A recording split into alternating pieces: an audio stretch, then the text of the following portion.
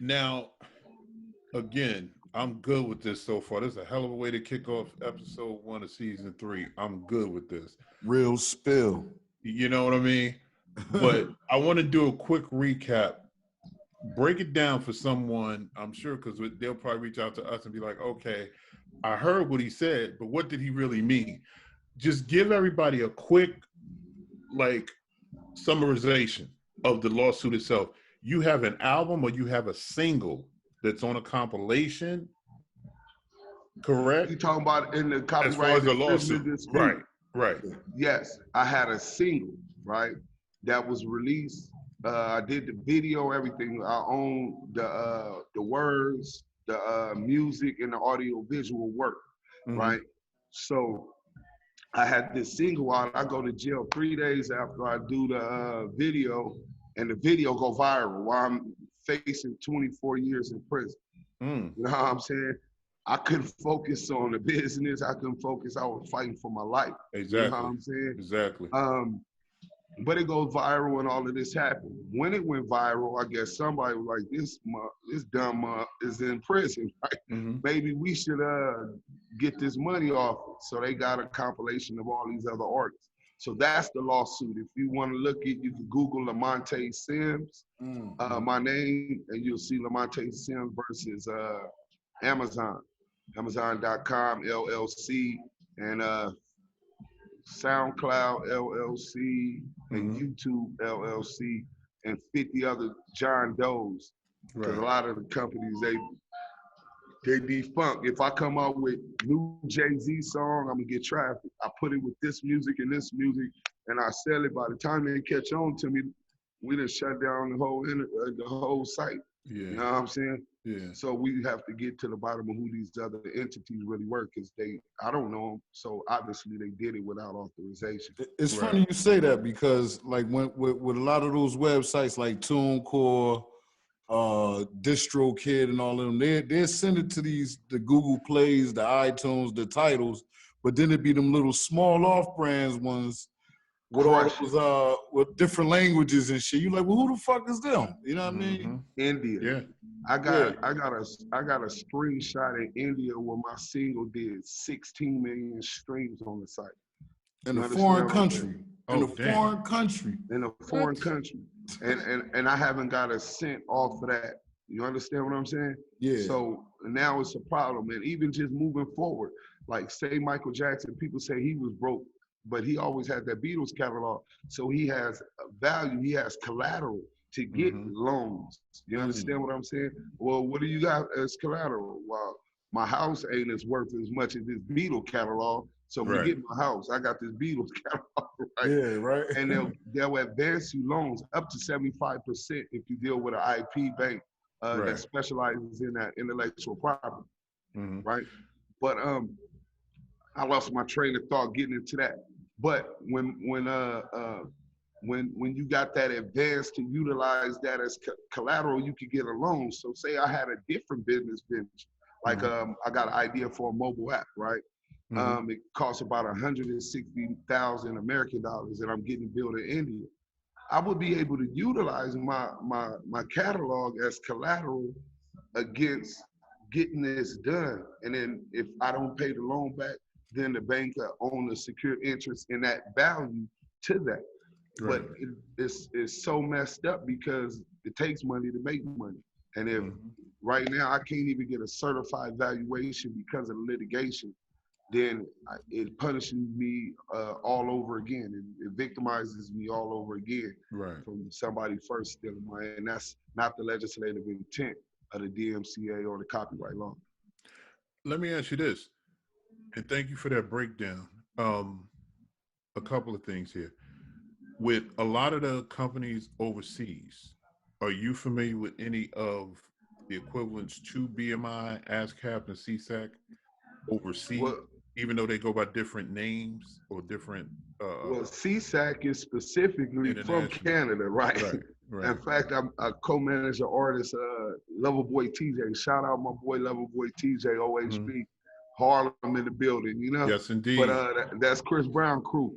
Shout out C Briggsy too. But I co-manage him, and he got hit records, ghostwriting. I'm talking about you name him, he got them, and his royalties didn't come. So the deal I got with him was like an administrative deal to collect his royalties, but he registered with CSAC, right?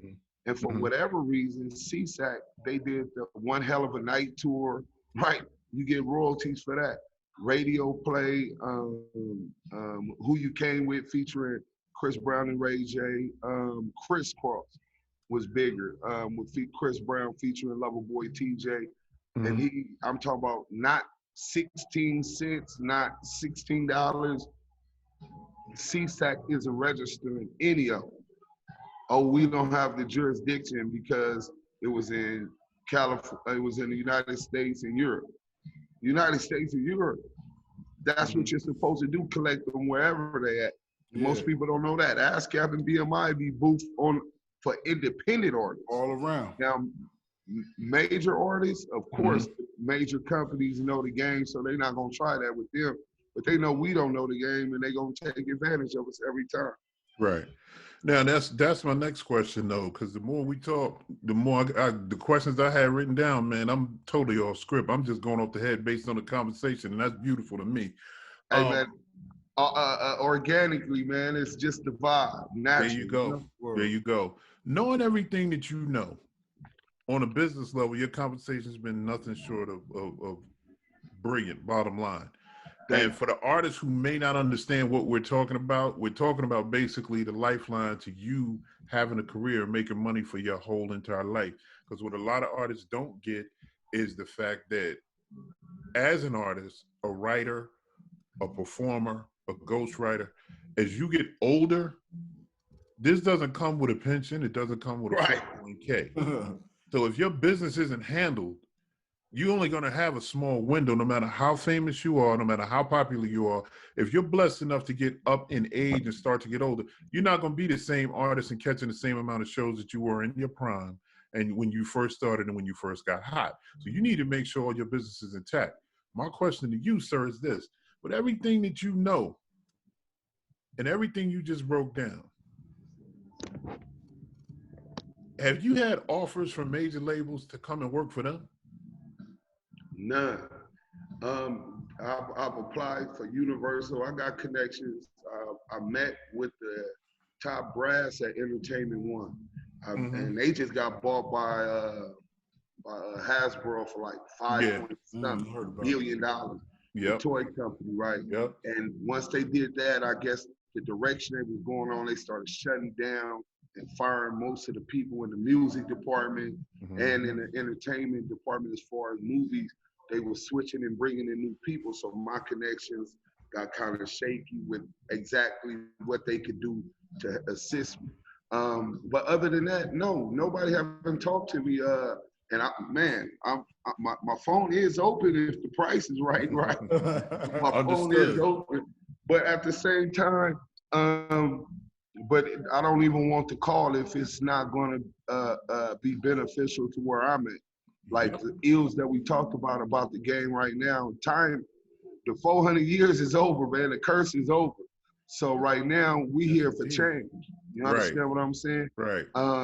Change is the base word to revolution. We trying to revolutionize the way that business is done with us at the bottom of the economic pyramid.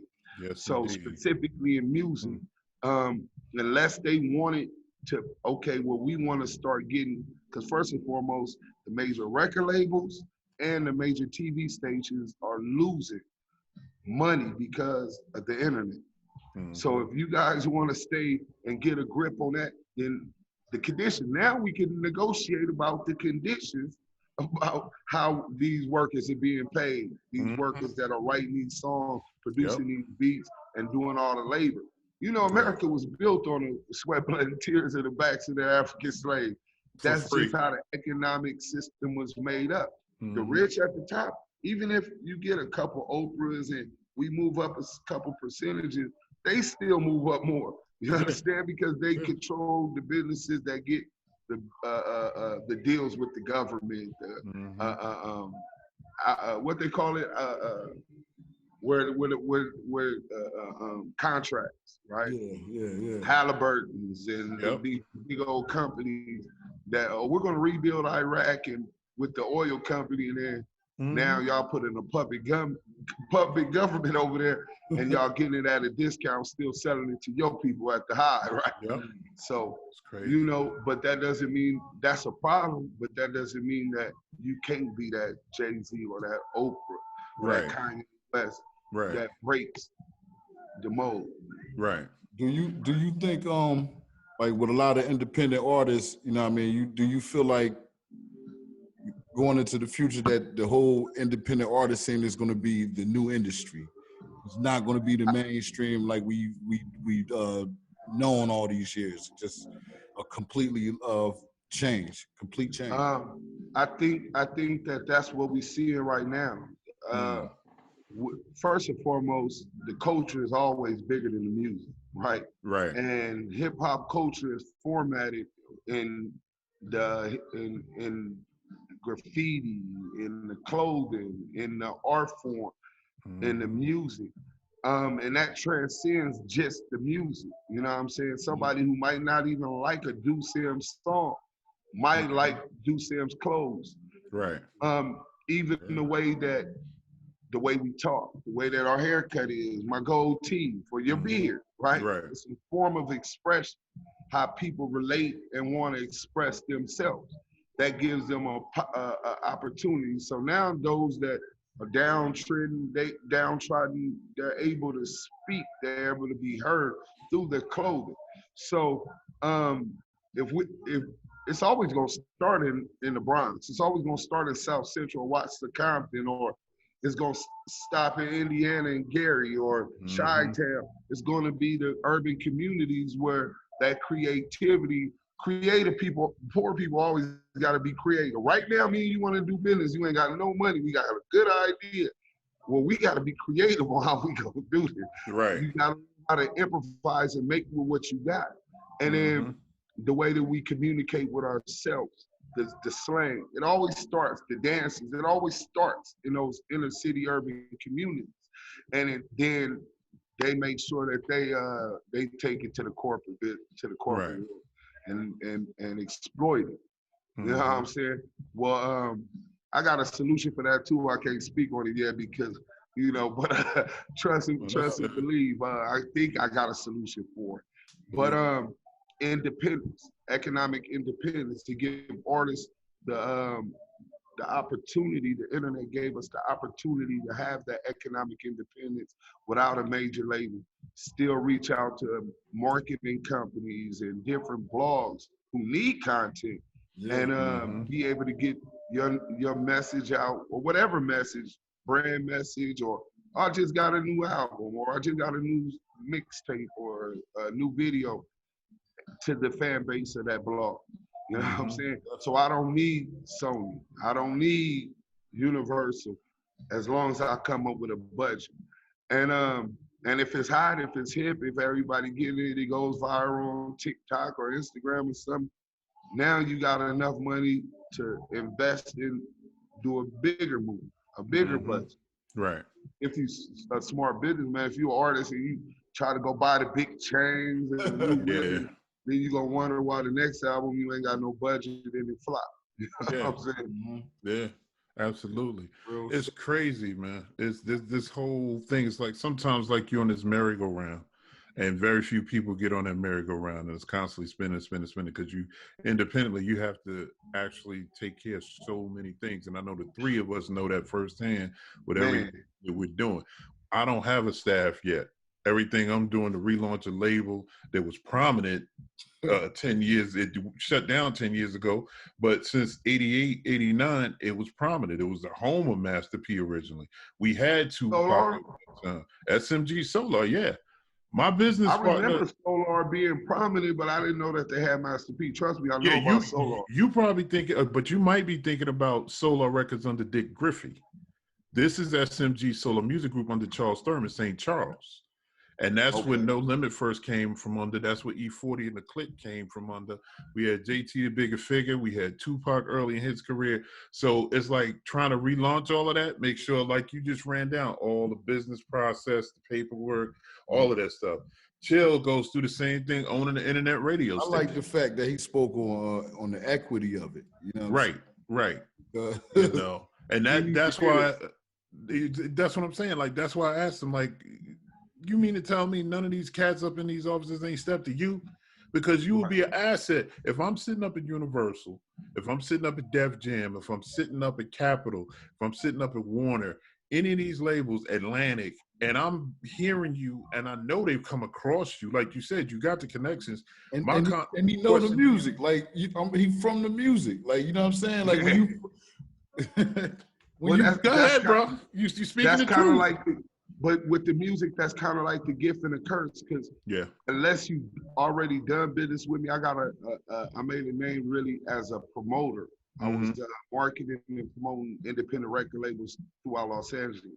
Yard Down Music, Inc., OGE Life, Okay. setting up shows, getting venues, setting up shows, selling them out. But I was willing to get in go to the college, community colleges and colleges passing out the flyer, Right. right? Well, now it's digi cards, right? Yeah. But and passed them. I'll go to the beauty salon, try to get as many females there, because as long as you got the bad hotties, the bro's gonna be like, oh yeah, that's where I'm trying to go, right? Yeah, exactly. And you know, you have your ups and downs with it, but I was able to make a name for it, but bigger artists and who already had their fan base, have them cross promote and generate money. So if you've done business with me, obviously it comes across as, okay, this dude, he knows a little bit about what he's talking about.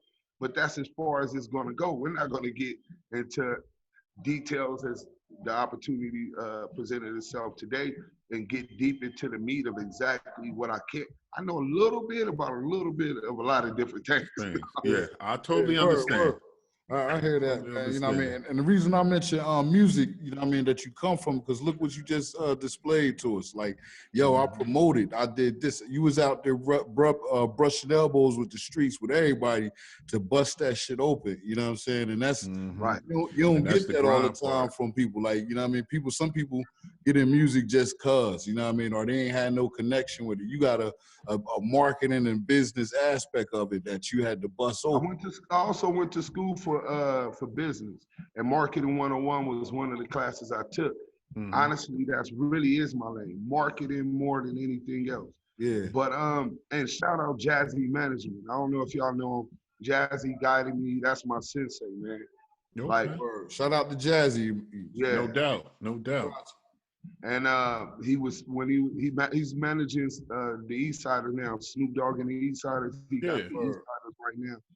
He had Glasses Malone when he first started talking to me, right? And he had just did the deal with Cash Money, and he like, bro, these dudes is hard headed. Your biggest problem, these dudes is hard headed. I tell them they need to do this, they don't listen. I tell these artists, and I'm like, man, he said, don't be them, right?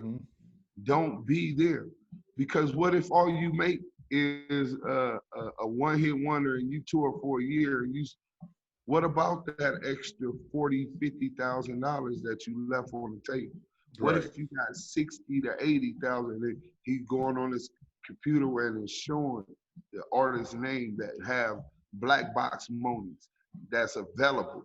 Like black box monies is after an artist doesn't register their work and they distribute it and they don't collect their money for over 5 years, they put it in what's called black box monies, right? And after so long, it gets split up with everybody else.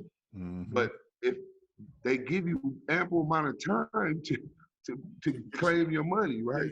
But if you don't know that the money there off the first time, because you telling him, nah, I don't want to do it, and you don't, then your money is going to be going split up and going to some other artists. So don't complain about that, you know? It's crazy.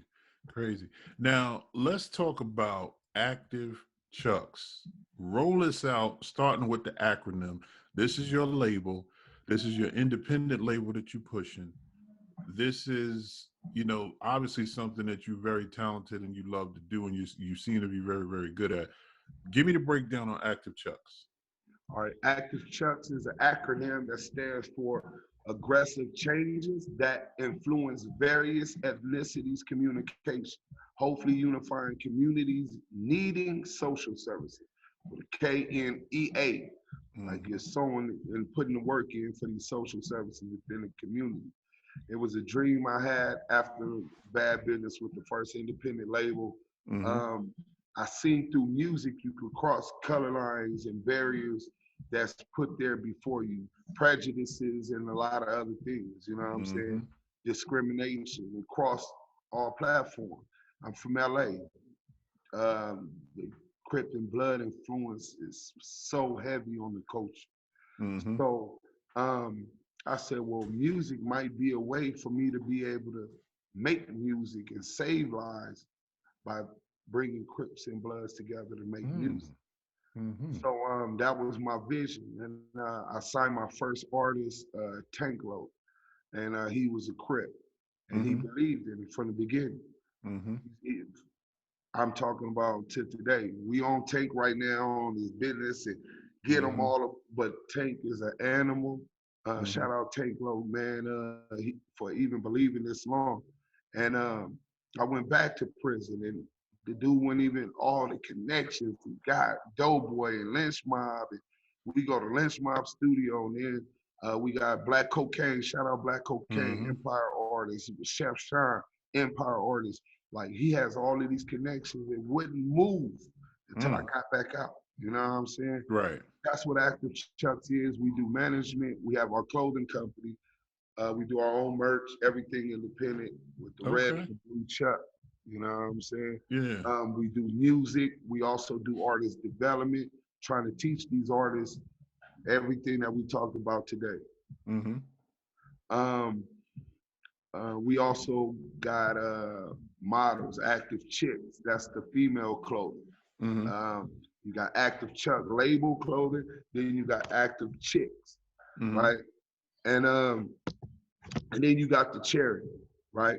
Active Chuckss, which you already heard what the acronym was, and that's where we're trying to be very active in the community. Our first and primary mission is to overturn qualified immunity.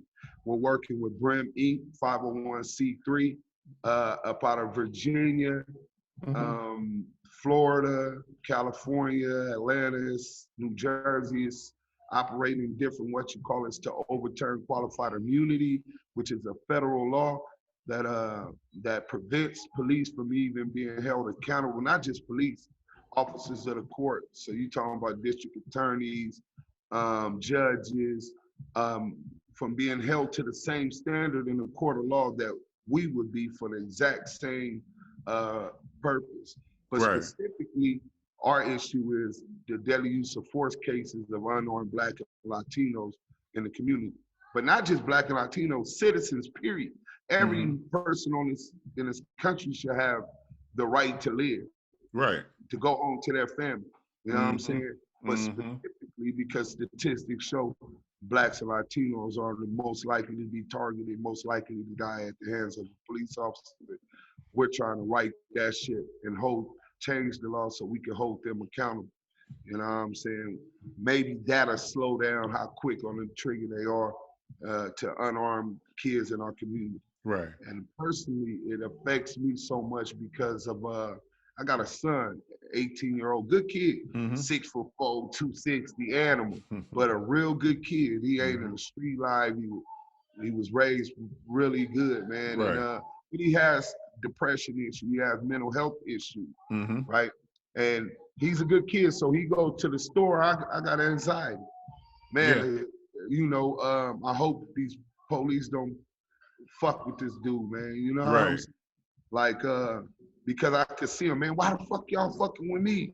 And then one of the aggressive ones and shit go the wrong way. And I be out here on the news wondering, I wish I could kill myself because I didn't have the responsibility. They took that responsibility away from me, from protecting. So before that happened, I'm out here active in the streets, and that's what Active Chuckss did.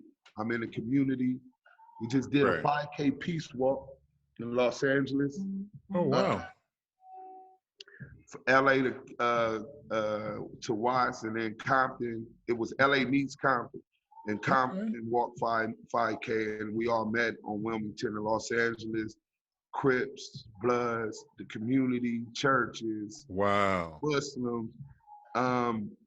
It'll be showing. I got a live pay-per-view streaming on livestreamers.com, and it'll also be aired on the CW network in Vegas on the 2nd, and also my Las Vegas. So Okay. we gonna get it to you because that's what we do, and we trying to make sure that we get the message. Black Lives Matter was started by a white, rich homosexual who had no end goals. I feel the frustration. I felt it, just like they did. I wanted to tear shit up, just like they did. Right. Right. But then at a point it said, am I being part of the solution or am I being part of the problem? Right. What can we do to change this? Right. And that's when I found out that it was qualified immunity. I contacted Fallon Davis, who's doing the documentary I'm doing highlighting mental health illnesses. And she told me she had a couple lawyers that were interested, but they want their money, right? Yeah, absolutely. So, but they believed in the cause and they were interested. So I told them, all right, well, we're gonna work on fundraising and getting this money. The first event will be aired, like I said, on the 2nd. I've just left the editor now. We done edited all of the pre-recorded footage. We got a nice show for you, and we got a nice message. My man. Man, bro, this is amazing. And I salute you and everybody around you for even making this effort. And I know this wasn't easy, particularly at the very beginning. Now, my question is, with everything that you brought together, do you get still like pushback on the street level for combining what's supposed to be two oppositions or two forces that are supposed to be against each other? Or has it been really accepted, from the beginning up until now? How has that whole process been? Well, first of all, who said that they supposed to be our enemy? That's what we was taught. There right? you go. So, and by our enemy. So that's my brother. Right. He live across the street or grew up around the corner, but he going through the same things I'm going through. Yes, right? indeed. When we go to prison, when I'm in prison, and somebody put their hands on a black, it's not just going. I don't care if you're a Crip or if we're not going to allow it. We stand together as one. Right. When I get ready to go to breakfast in the morning for chow, and I came out my cell, 2 Crips next door on this side, and then another blood on the next side cell, and another 2 Crips on this side. They're gonna stand by their door and they're gonna wait for me. So we walk to the chow hall together in unity. So we're all together while we walk to the chow hall. So if we could do that in prison, we gotta really be on faking to come out here and, oh, I can't hang with him because he a Crip. I can't get money with him because he a Crip. Or I can't meet his family and introduce him to my family. Right. You know what I'm saying? And strengthen bonds because of where he from or where he grew up. That culture, listen, my dad is one of the founders of the gang in my neighborhood. So you're talking about 1968, 1969. You understand? Before the Crips even started, when they derived from the Panthers. So I was really deep into that. He loved it. Most of the dudes in my community love it.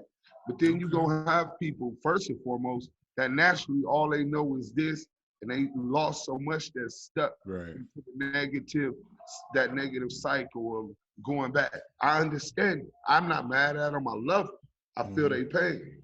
You know what I'm saying? But I got to leave you where you at. I'm not going to bring you on the show with music and First Fam because I don't know how you going to act.